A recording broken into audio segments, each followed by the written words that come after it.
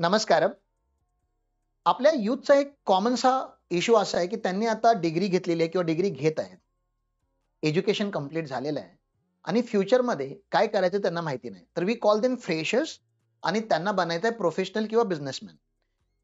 पण त्यांना हे नाही माहिती, की आता पेंडिंग काय-काय. ग्रॅज्युएशन झालं, पण आता त्यांना हे नाही माहिती, की आपण कम्युनिकेशन स्किलवरती कसं काम करायला पाहिजे, प्रेझेंटेशन स्किलवरती कसं काम केलं पाहिजे, आर्टिफिशियल इंटेलिजन्स किंवा कॉम्प्युटर स्किल्स कसे आपले एन्हान्स केले पाहिजेत. तर त्यासाठी आम्ही एक कोर्स घेऊन आलेलो आहे, ज्याचं नाव इपॅक्ट आहे. Elite practical account compliance and taxation आम्ही त्याला फुल फॉर्म दिलेला आहे.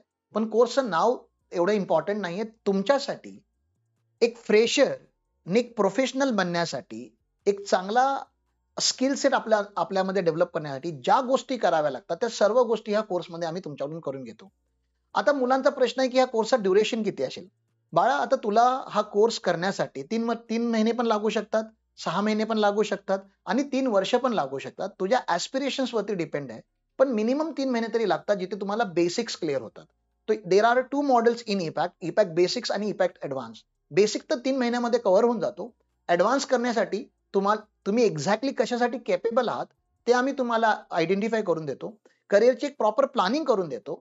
नॉट ओन्ली प्लॅनिंग, आम्ही पूर्ण हँड होल्डिंग करून देतो. त्यासाठी प्लीज जॉइन करा. आपला एक WhatsAppचा ग्रुप आहे आणि नंतर ऑफिसमध्ये आम्ही 15 डेजमध्ये एक वेबिनार आणि एक सेमिनार करतो. त्या वेबिनारला जर डिस्टन्सला असाल तर वेबिनार थ्रू जॉइन करा आणि जर पॉसिबल असेल गडिंग्लजला येण्यासाठी तर प्लीज या आणि फिजिकल बॅच ती अटेंड करा, ज्याच्यामध्ये आम्ही पूर्ण नरेट करतो, की हा कोर्स कसा रन होणार आहे आणि त्यांच्या रिलेटेड जर तुमचे काही प्रश्न असतील, तर ते प्रश्न आपण त्या सेमिनारमध्ये कव्हर करू. दर 15 दिवसामध्ये एक हा सेमिनार होणार आहे. तर प्लीज तुम्ही ग्रुप जॉइन करा. WhatsApp ग्रुप जॉइन करा. तुम्हाला सर्व माहिती WhatsApp ग्रुपच्या थ्रू दिली जाईल. नमस्कार.